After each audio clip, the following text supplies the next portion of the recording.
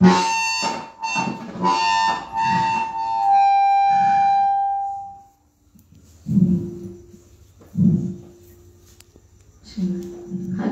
Hello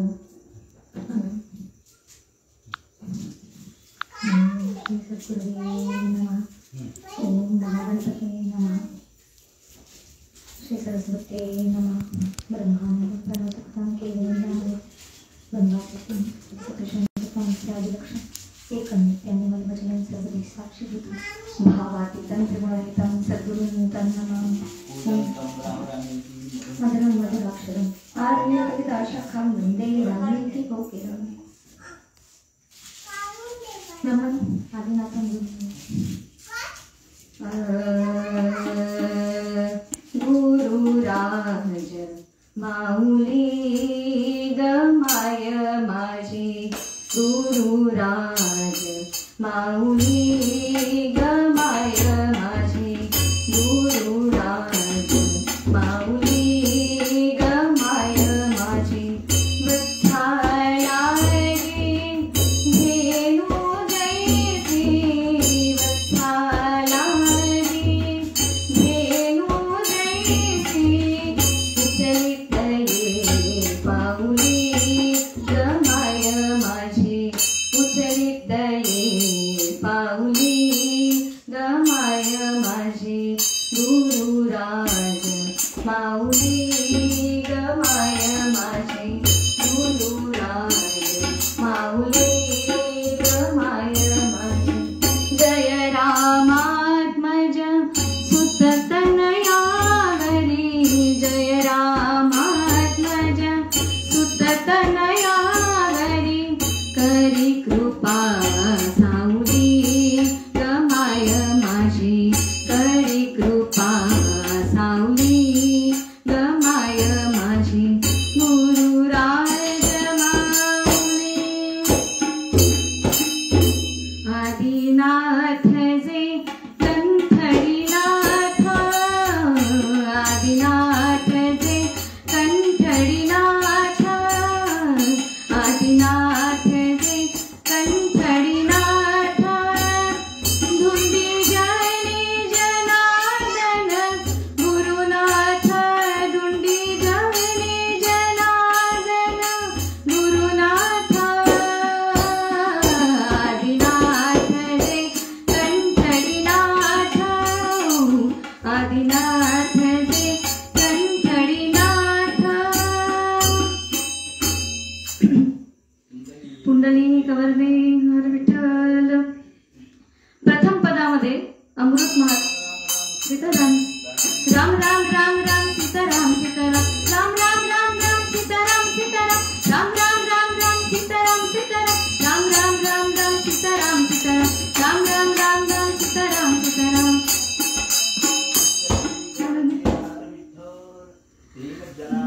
गुरुमूर्तये नमः. संत पदा ची जोड दे रे हरी साधु पदा ची जोड दे रे हरी संत पदा ची जोड दे रे हरी साधु पदा ची जोड दे रे हरी.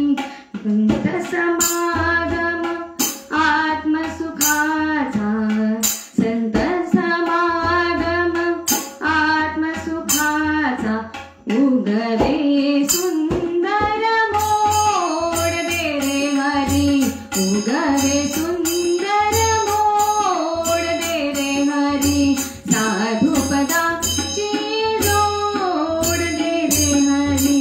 सुफलित करुणी पूर्ण मनोरथ सुफलित करुणी पूर्ण मनोरथ पुरविशी सकलही कोड दे रे हरी संत पदा ची जोड दे रे हरी साधु पदा ची जोड दे रे हरी. अमृत म्हणतसे हरिभक्ताचा अमृत म्हणतसे हरिभक्ताचा शेवट करीसी गोड दे रे हरी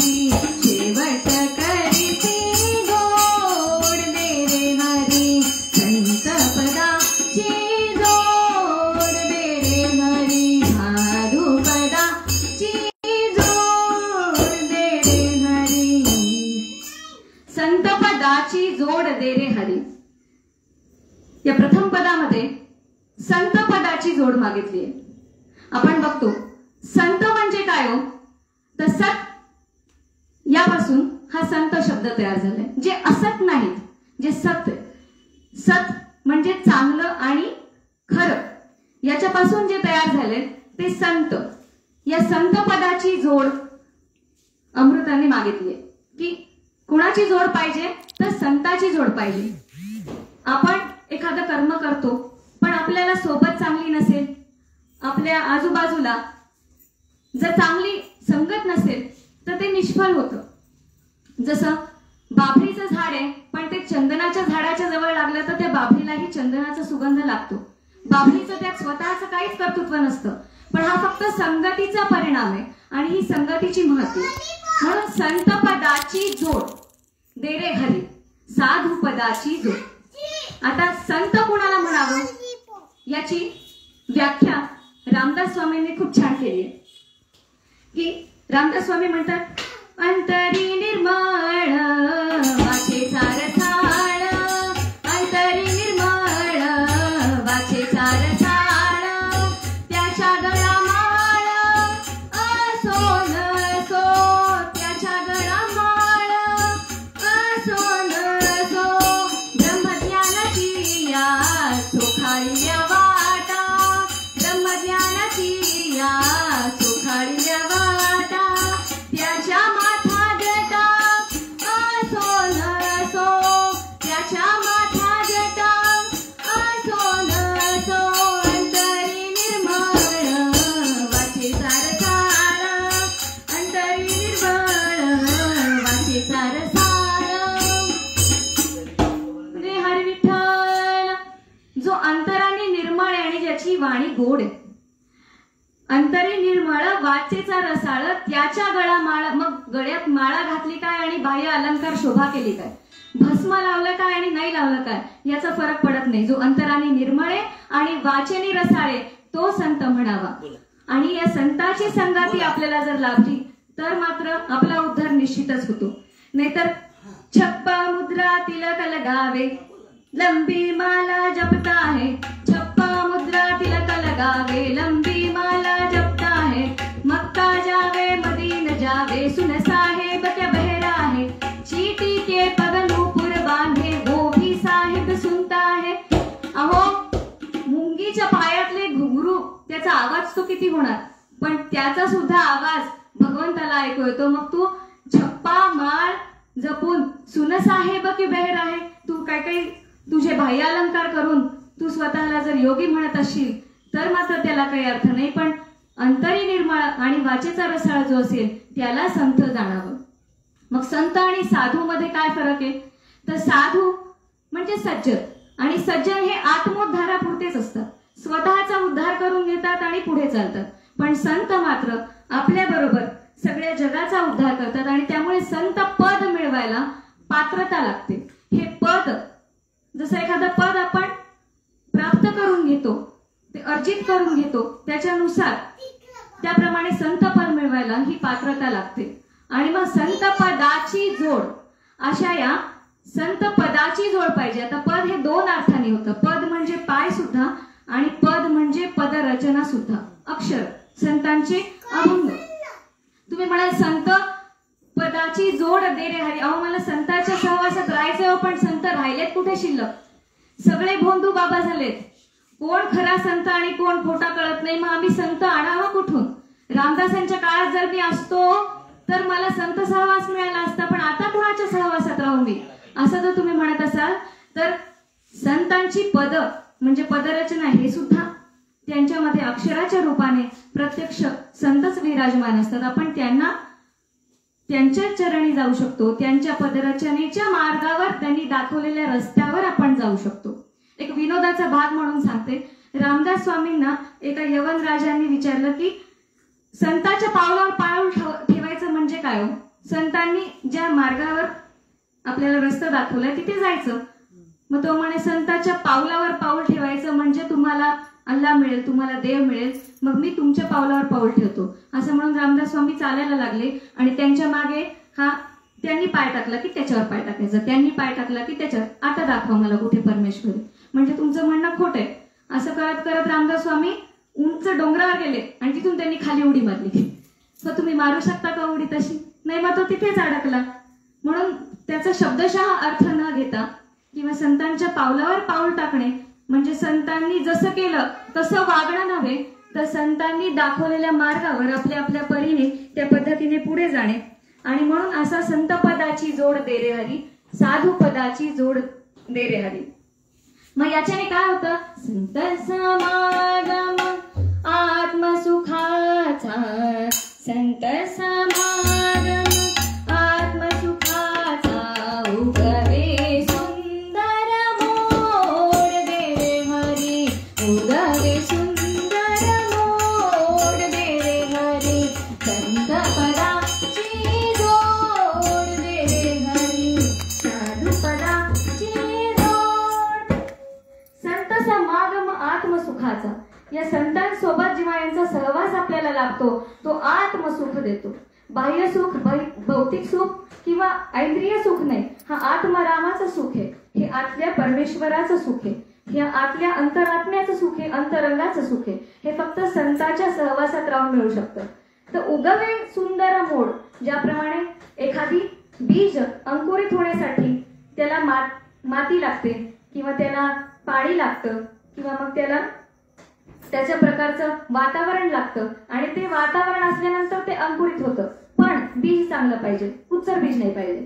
मग त्याच्यानुसार त्याचं सुफलित होतं. त्याप्रमाणे आपलं भक्त मन असेल, आपलं भक्त मन असेल, अभक्त नसेल, तर त्याला जर संतांचा सहवास मिळाला तर मात्र ते त्याप्रमाणे अंकुरित होतं आणि ते मोड पावतं. उगवे सुंदर मोड दे रे हरी, संत समागम आत्मसुखाचा, संत समागम आत्मसुखाचा, उगवे सुंदर मोड दे रे हरी, साधू पदाची जोड. सुसंगती सदा घडो, सुजन वाक्य कानी पडो, कलंकमतीचा घडो, विषय सर्वथा नावडो. सुसंगतीचं महत्व सगळीकडे सांगितलंय. ज्याप्रमाणे आपल्याला संगती मिळते त्या संगतीनुसारच आपलं भवितव्य ठरलेलं असतं. आणि त्याच्यामुळे एखादं फूल आहे, त्या फुलाचं भवितव्य कसं ठरेल? ते जर फूल प्रेताच्या अंगावर पडलं तर त्याचं भवितव्य वेगळं असतं आणि तेच जर फूल भगवंताच्या अंगावर चढलं तर मात्र त्याचं भवितव्य वेगळं असतं. फूल तेच आहे, तेच फूल आहे. त्याचं सगळं प्रारब्ध हे त्याच्या संगतीवर बदललं. हे त्याचं जे पुढचं जे आहे मार्ग हा त्याच्या संगतीवर बदलला आणि त्याच्यामुळे संगतीचं महत्व त्यांनी सांगितले. आणि मग सुफलित करुणी पूर्ण मनोरथ. झाडाचं परिपूर्णत्व कशात आहे? तर फळ येण्यात आहे, पण ते फळ चांगलं असावं, ते नासकं वगैरे नसावं.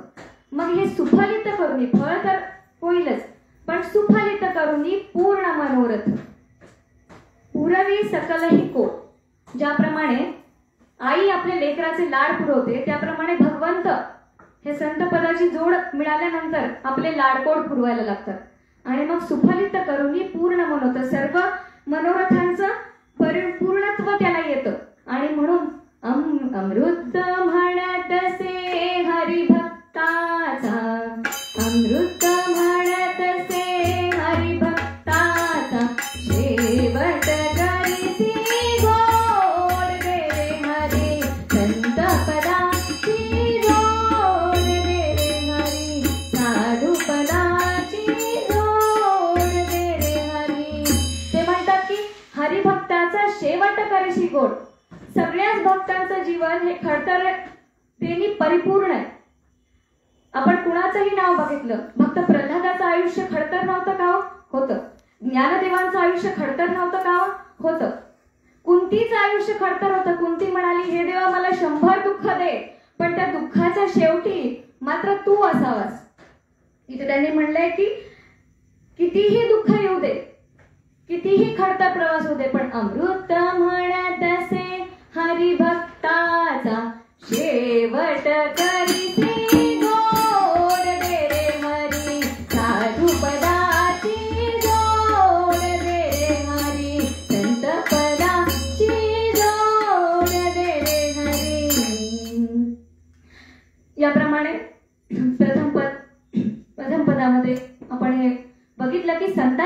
कशी. एक वार आपण भजन करू. रघुपती राघव राजा राम पतित पावन सीताराम. रघुपती राघव राजा राम पतित पावन सीताराम. सीताराम सीताराम भज प्यारे तू सीताराम. सीताराम सीताराम भज प्यारे तू सीताराम. रघुपति राघव राजा राम पतित पावन सीताराम. रघुपति राघव राजा राम पतित पावन सीताराम. हरि विठ्ठल. सीताकांत स्मरण जय जय राम. पार्वती पते हर हर महादेव. श्री मज्जनार्दन गुरुमूर्तये नमः. अरे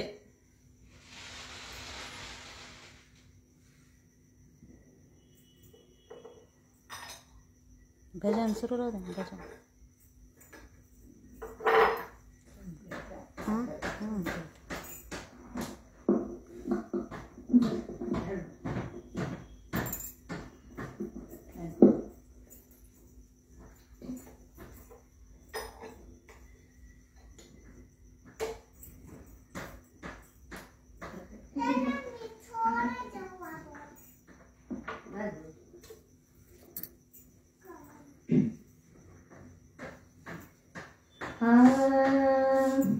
नीति जन काविण काय बदावी.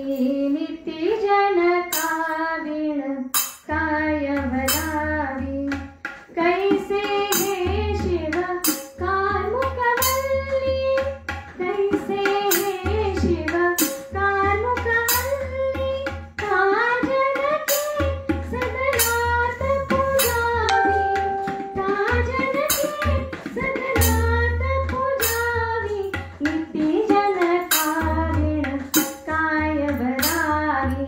नीति जन काविण काय बदावी. कापण आपण हापण गावी. कापण आपण हापण गावी. काजन की सदनात पुजावी. नीति जन काविण काय बदावी. नीति जन काविण काय बदावी. इकडे जनक राजाने जानकीच्या स्वयंवरासाठी पत्रिका काढण्याचं काम सुरू केलं होतं. जानकीच्या स्वयंवराचा हा प्रसंग. कोणाशी करावं हो जानकीचं स्वयंवर? तर बालपणी सीता बाल असताना एकदा परशुराम हे जनकाच्या भेटीला आले आणि त्यांच्यामध्ये तत्वचर्चा सुरू असताना त्यांनी त्यांचं धनुष्य बाहेर ठेवलं. तत्वचर्चा खूप रंगली आणि बाहेर येऊन बघतो तर काय, धनुष्य कुठेच दिसत नाही. आणि मग त्यांनी खूप शोधाशोध सुरू केली. सगळीकडे विचारलं, धनुष्य कोणी बघितलं का हो? जनकाने सगळीकडे विचारपूस सुरू केली. त्यावर परशुराम म्हणतात की अहो, अजून असा एकही वीर जन्माला आला नाही, फक्त भगवान शंकराशिवाय, की जो माझ्या धनुष्याला स्पर्शही करू शकेल किंवा ते उचलू शकेल. हे धनुष्य एकीकडून दुसरीकडे जाणं शक्यच नाही. आणि भगवान शंकर इथे आल्याचं काही चिन्हही दिसत नाही आणि ते इथे आलेले असूच शकत नाही. मग हे धनुष्य गेलं कुठे असं म्हणून सगळीकडे शोधाशोध सुरू झाली. त्यावेळेला छोटीशी जानकी 2.5-3 वर्षाची त्याच्यावर घोडा खेळून ते धनुष्य सगळीकडे फिरवत होती. आणि मग परशुरामाने सांगितलं की हे जनका, तुझं महत्भाग्य आहे की साक्षात विष्णुप्रिया तुझ्या पोटाला मुलगी म्हणून आलेली आहे.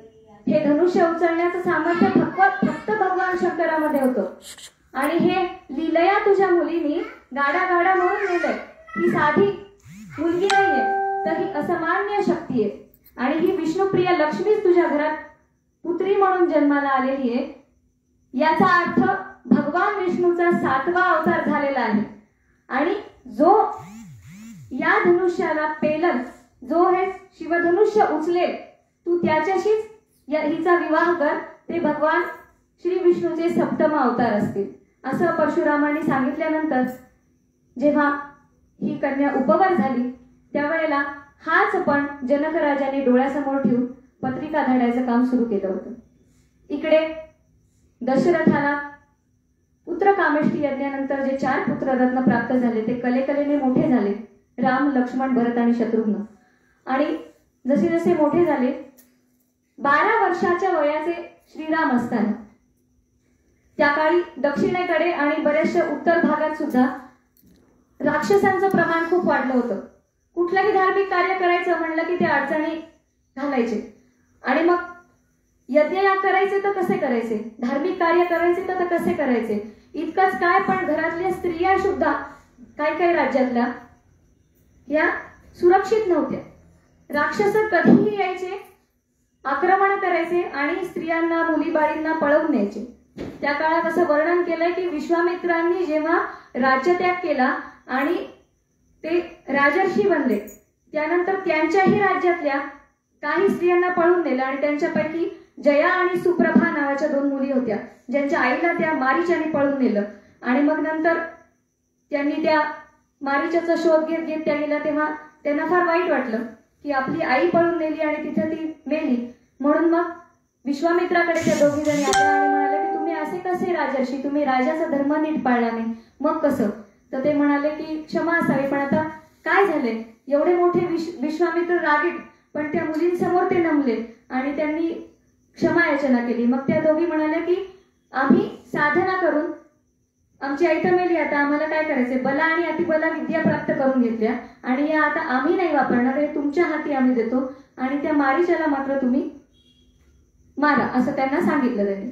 आणि मग या बला आणि अतिबलानंतर श्रीरामांना विश्वामित्रांनी दिल्या. तर सांगायचं असं की त्या काळात खूप राक्षसांची कृत्य वाढले होते, ज्याच्यामुळे धर्म करणं, यज्ञ करणं हे शक्य नव्हतं. आणि मग विश्वामित्र दशरथाकडे आले आणि दशरथाला म्हणाले की तुझे 2 पुत्र मला दे संरक्षणासाठी, कारण मला यज्ञ करायचंय. खरं तर 12 वर्षाचं वय होतं. तरुणौ रूप संपन्नौ सुकुमारौ महाबलौ पुंडरीक विशालाक्षौ चिर कृष्णाजिनांबरौ.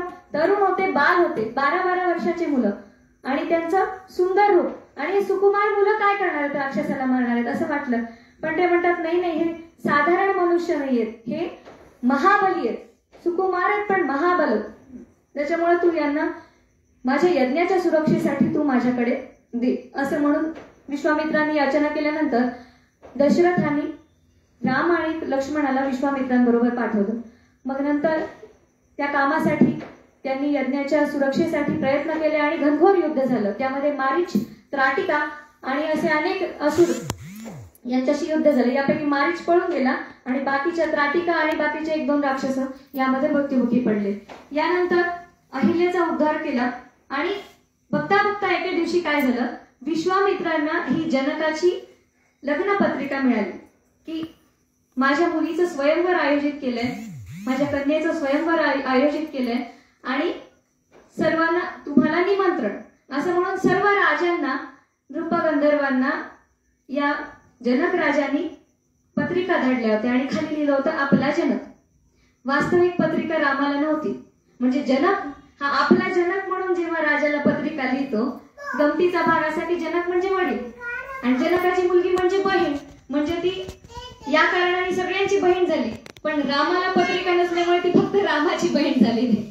पत्रिका विश्वामित्राला मिळाली आणि विश्वामित्रांनी असं ठरवलं की आपण आता या स्वयंवराच्या साठी या दोन्ही कुमारांना घेऊन तिथे जावं.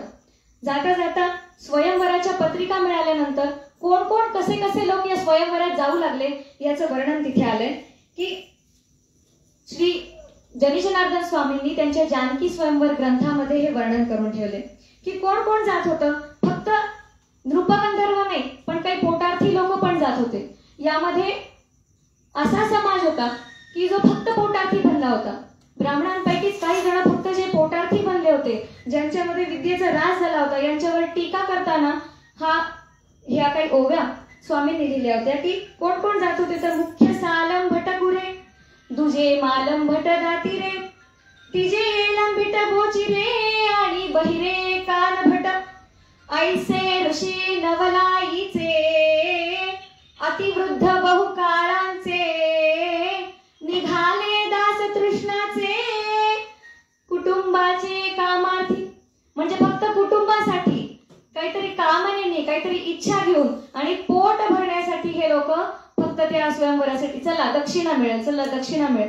म्हणजे त्या काळात सुद्धा आपले लोक चुकल्यानंतर सुद्धा त्यावर टीका करण्याचं सामर्थ्य त्या काळच्या लोकांमध्ये होतं. जसं एकनाथ महाराजांनी पण केलं आणि जनीजनार्दन स्वामींनी पण हे सगळं लिहिलं. यामध्ये विश्वामित्र म्हणती रामा, मग हे सगळं बघितल्यानंतर श्रीराम म्हणाले हे काय तर विश्वामित्र म्हणती रामा, अति तृष्णाजी द्विजामा, म्हणून पाविजेत हे श्रमा, अति विश्रामा दिनाच्या. यांना तृष्णा खूप झालीये, यांना हाव खूप झालीये आणि हे लोभच झालेत सगळेजण. म्हणून या पद्धतीने जनीजनार्दन स्वामींनी याचं वर्णन केलंय. हळूहळू सगळेजण जात असताना कोणी मोठे मोठे राजे रजवाडे होते, कोणी मोठे मोठे व्यापारी होते, कोणी हे होते, असे सगळे लोक जात असताना तिथे एक संन्यासी आणि वेश्येचा संवादाचा प्रसंग इथे त्यांनी वर्णन केलं की हे सगळेजण गेले आणि अयोध्या नगरीमध्ये पोहोचले. यांच्यासोबत अयोध्या नगरीत श्रीराम सुद्धा आले. जसं श्रीकृष्ण मथुरेत आल्यानंतर सगळ्यांची बघायची गर्दी लागली होती की अरे श्रीकृष्ण कोणते, श्रीकृष्ण कोणते, आणि ते त्यांना आकृष्ट करून घेत होते. तसं श्रीरामांना बघण्यासाठी हे काही लोक जमा झाले होते. अरे कोण आहेत सुंदर सुकुमार, त्यामध्ये सगळे धडपडीने त्यांचं रूप बघण्याकडे आकर्षित झाले होते. आणि मग यामध्ये धडपडीमध्ये एका वेश्येचा स्पर्श एका संन्याशाला झाला. ती पण बघायला आली होती कोण आले म्हणून, आणि तो संन्याशी बघायला आला होता की कोण आहे म्हणून. आणि यावेळेला तिचा फक्त स्पर्श त्या संन्याशाला झाला आणि संन्याशी म्हणाला दूर हो, दूर हो, तू माझ्यापासून दूर हो, तू एक वेश्या आहेस आणि तू संन्याशाला स्पर्श केलास. आणि तिथं ती वेश्या म्हणते की अरे अरे अरे, तू इतका संन्यासी का फक्त लोभापायी झालास, का फक्त दाखवण्यासाठी झालास? जर तुझ्या मनातला हा भेदच गळाला नाही तर तू कसा संन्यासी? संन्यास म्हणजे तुझे सगळे पाश गळून पडले पाहिजेत. मग मी संन्यासी हा अहंभावही तुझा गळून नाही पडला, मग तू कशाचा संन्यासी? यापेक्षा मी बरे. असं म्हणून तिथे त्या दोघांचा प्रसंग जनीजनार्दन स्वामींनी त्या प्रसंगामध्ये रंगवला की अहो रात्री केले शिखामुंडन आणि नंतर म्हटले नारायण म्हणजे संन्यास मिळाला का हो? मग फक्त वरकरणी तुमचं सगळं बदलेल, शिखामुंडन होईल, नारायण होईल, भस्म लागेल, सगळं होईल, पण तुम्ही संन्यासी व्हाल का? नाही. मग खरा संन्यास काय तर कर्मपाश गळून पडणे, अहंभाव गळून पडणे, आणि जोपर्यंत हा अहंकार गळून पडत नाही तोपर्यंत तुम्ही संन्यास स्वतःला म्हणू शकत नाही. आणि याचं कोण उदाहरण आहे तर याचे असे उदाहरण प्रत्यक्ष अवधूत दत्तात्रेय, ज्यांनी धारण केले यज्ञोपवीत परिकौपीन नसे. खर तर या मार्गामध्ये दत्तात्रेय अवधूतांचा मार्ग आपण कर्मठपणाने बघितलं तर कर्मकांड सुद्धा त्यांच्यामध्ये भरपूर आहे दत्तपंथीय लोकांमध्ये. पण तरी सुद्धा हे दत्तात्रेय स्वामी ज्यांना आपण आदर्श मानतो त्यांनी सुद्धा यज्ञोपवीत धारण केलंय पण खाली कौपीन नाहीये. म्हणजे शेवटी कर्मपाश गळून पडणे, बाह्य रूपाला जास्त महत्व न देता कर्मपाश गळून पडणे हाच खरा संन्यास आहे. आणि अशा पद्धतीने या स्वयंवराच्या प्रसंगामध्ये सुद्धा खरं तर काल्याच्या प्रसंगामध्ये हे सांगताना आपल्याला पारमार्थिक दृष्टीने सोपं जातं, कारण काला हे आधीच पारमार्थिक गोष्ट आहे, पण स्वयंवरामध्ये हा परमार्थ रंगवणे ही खरी स्वामींची शैली याच्यामधून आपल्याला दिसून येते. आणि मग याच्यानंतर सगळे या सभेमध्ये पोहोचले दशरथाच्या, आणि दशरथाच्या सभेमध्ये पोहोचल्यानंतर सभेचं वर्णन पुढे केलंय. स्वयंवरी राजसभा डवरे, स्वयंवरी राजसभा डवरे, स्वयंवरी राजसभा डवरे, आले राक्षस यक्ष सुरारिक, आले राक्षस यक्ष सुरारिक, गंधर्व राजसभा डवरे, स्वयंवरी राजसभा डवरे, आले राक्षस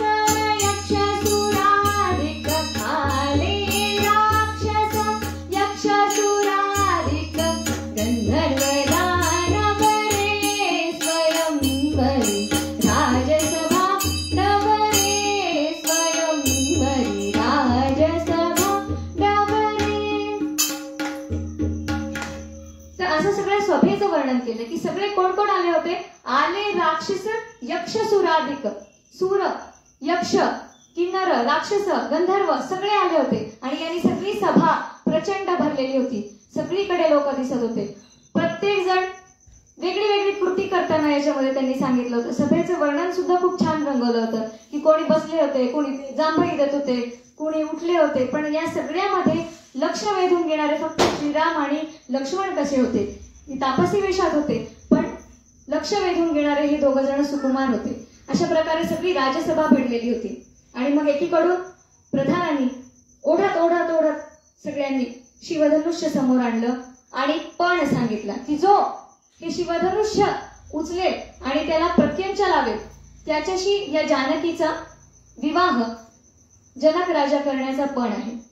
हे सगळं ऐकल्यानंतर जे भक्त लोभासमृत्तीने आले होते की अरे आपण धनुष्य उचललं तर आपल्याला प्रतिष्ठा मिळेल, आपण धनुष्य उचललं तर आपल्याला जानकी मिळेल, या लोभापायी जे आले होते ते अर्धे गर्भकळीत झाले. कारण पराक्रम शून्य पण फक्त प्रतिष्ठा प्राप्त करण्याच्या दृष्टीने जे आले होते त्यांनी ते शिवधनुष्य बघितलं आणि विचार केला अरे आपल्याकडे संपत्तीची काही कमी नाही आणि प्रतिष्ठेची काही कमी नाही. त्या जानकीला प्राप्त करून घेण्यासाठी आपलंच हसं करून घेण्यासाठी मला काही पुढे जायचं नाही असं म्हणून अर्धे जण पाठीमागे गेले. आणि मग एकीकडून हे सगळं बघितल्यानंतर रावण उठले.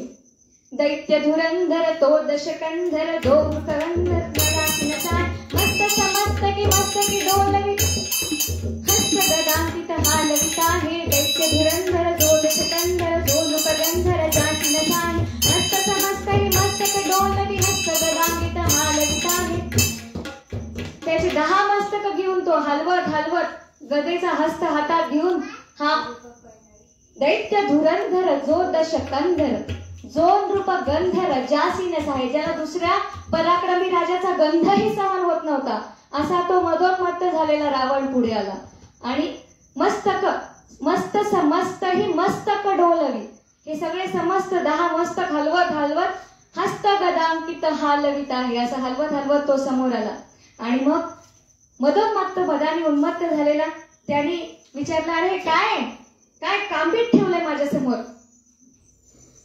म्हणजे मी कैलासाला सुद्धा हलवलं आणि हे काय कांबीट ठेवलंय माझ्या समोर असं त्याला अहंकार झाला.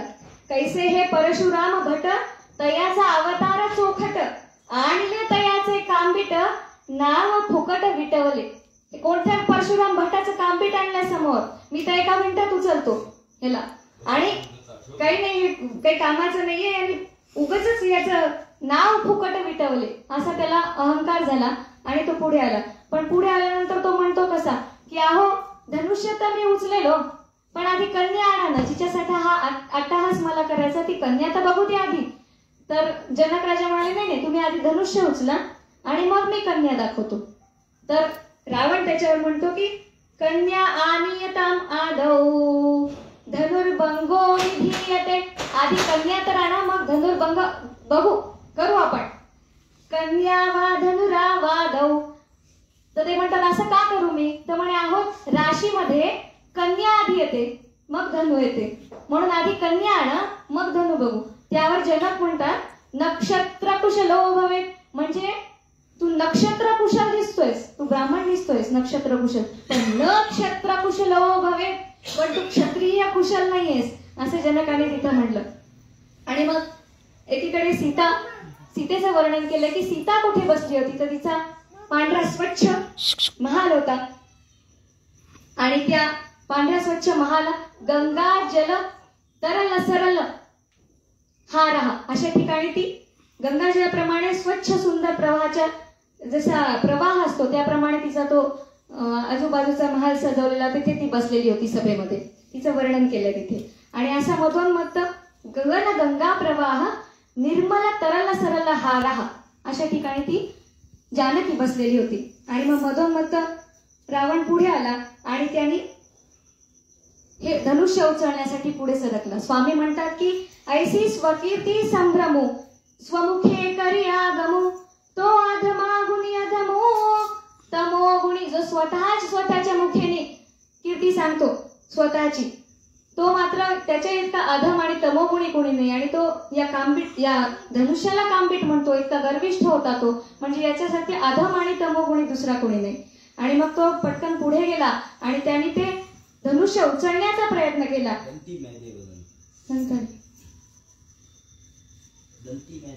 विसा कराही धनुते न तोले, न तोलवे यास्तव देह ढोले, भारे तयाच्या बहुकाय झोले, तरी मध्ये रावण काय बोले.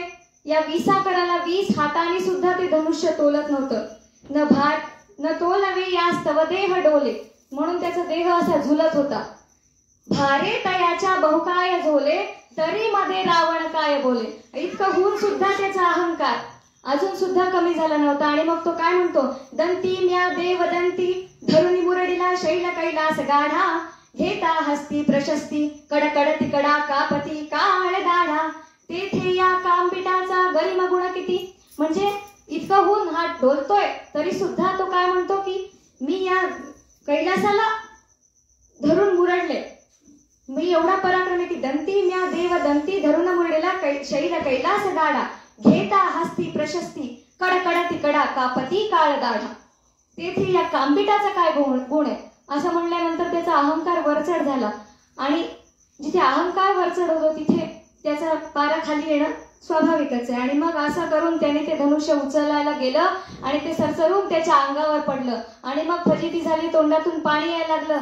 स्वामींनी वर्णन केलंय की एखादा उंदीर एखाद्या सापळ्या खाली अडकावा किंवा एखादी पोळी लाटण्याखाली जावी, असे शब्द वापरले त्यांनी, की एखादी पोळी लाटण्याखाली जावी, तसा रावणाच्या अंगावर धनुष्य पडल्यानंतर त्याची स्थिती झाली. इतका अवाढव्य रावण, पण त्याची स्थिती फेफरा येण्यासारखी झाली. आणि मग एकीकडून कोणी राजे उठले त्याला पाणी द्यायले, कोणी त्याला उठवायले.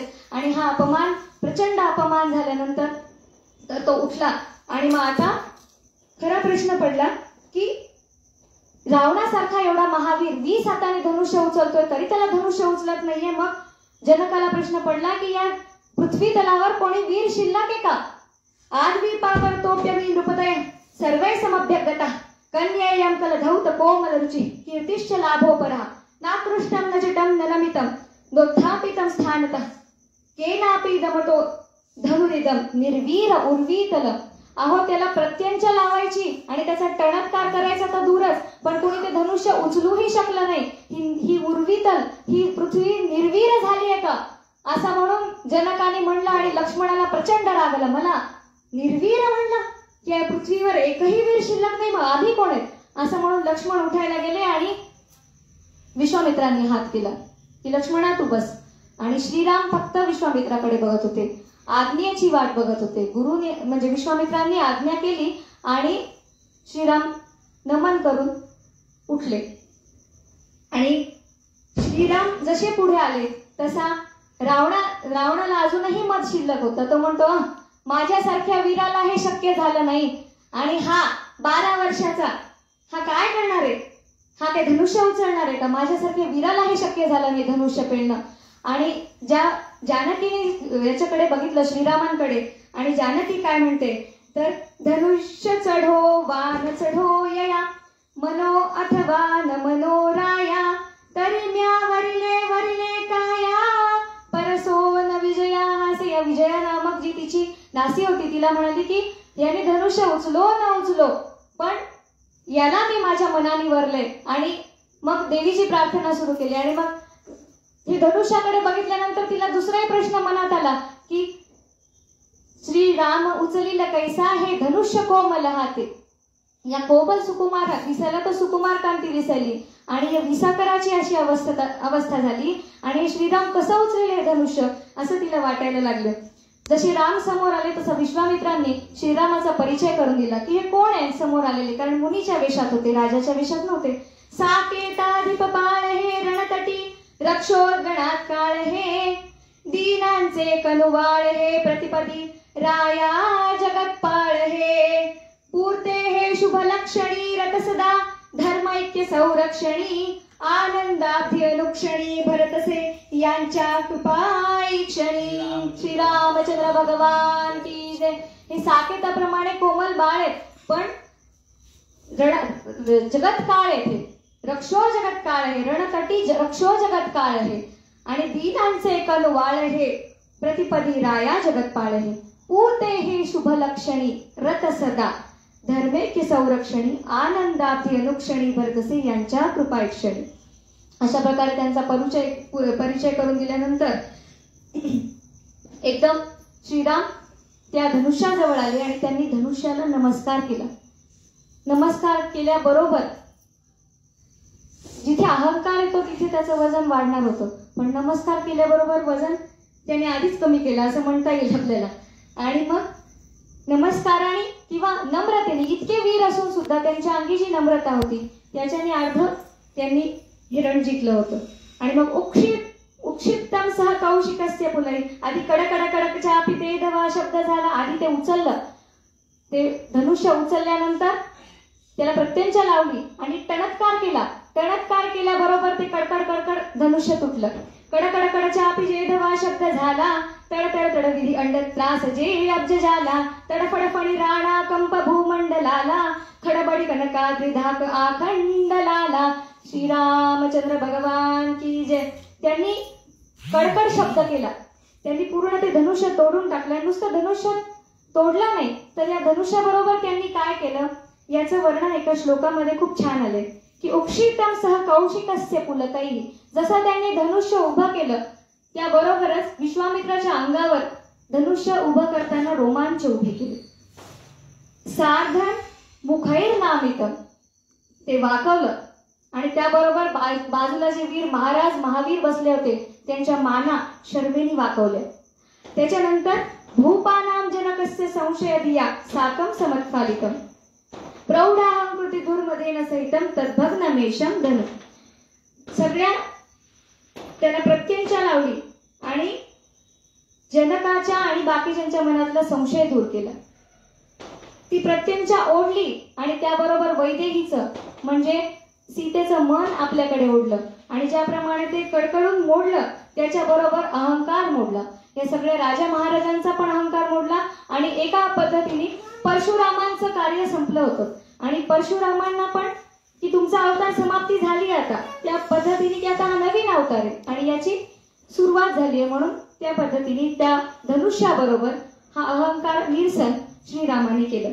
आणि मग सगळ्यांचं लक्ष लागून राहिलं होतं आणि सीतेने मग सगळ्यांनी टाळ्या वाजवल्या कारण रामाने प्रत्यंचा लावली, धनुष्य तोडलं. नंतर परशुराम तिथे आले, त्यांना कळालं की हे कुणी तोडलंय धनुष्य आणि मग त्यांना लक्षात आलं की आपली अवतार समाप्ती आता झालेली आहे. आणि मग नंतर सीतेने बघितलं आणि सीता म्हणते की याला मी आधीच वरलं होतं आणि परमेश्वराने देवीच्या उपासनेने म्हणा की याच श्रीरामाने ते धनुष्य उचललं. हास्तिनी वरणीया सीता माळ घाली श्री रघुनाथा, हरली वियोग द्वैत चिंता महाद्वैता पाताली. या पद्धतीने इथे लग्नाचा महोत्सवाला प्रारंभ झाला आणि सीतेने श्रीरामाला वरलं.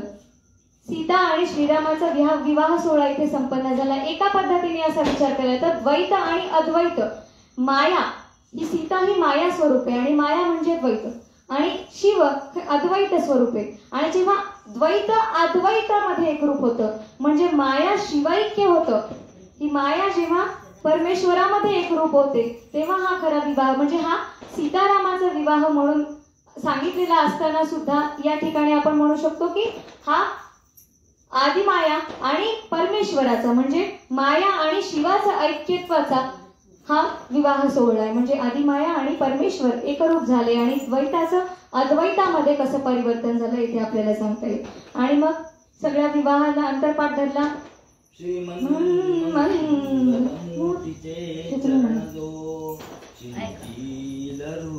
पंकजी त्या भक्ता नलगे मंगल कदा, संसार हा पंकजी तो हा सुंदर उंदिरावरी बसे, पाशांकुशा ते धरी तो हा नाम लगाविचा गणपती, दीना जना उद्धरी शुभम भवतु सावधान.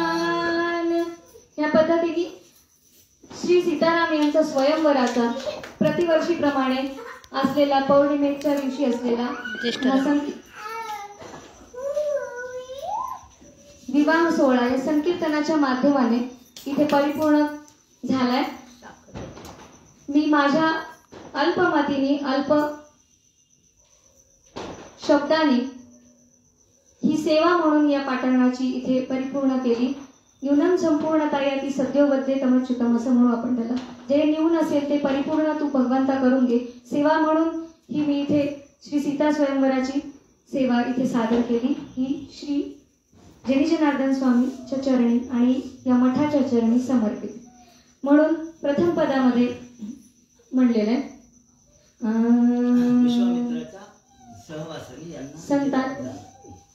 संतांच्या सहवासामध्ये म्हणजेच विश्वामित्र ऋषींच्या सहवासामध्ये हे सीता आणि श्रीरामाचा विवाह सोहळा संपन्न झाला. त्यामुळेच प्रथम पदामध्ये म्हटले संत पदाची जोड मेरे हरी संत पदाची जोड मेरे हरी साधू पदाची जोड संत समागम आत्मसुखाचा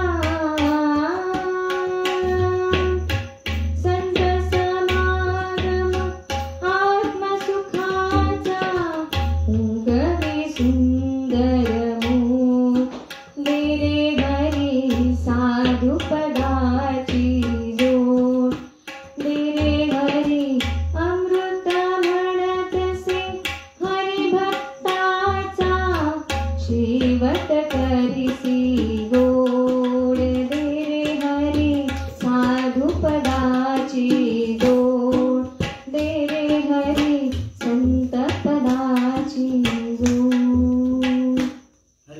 हरे राम हे चिदान देगा देवा तुझा विसर न व्हावा गुण गाईला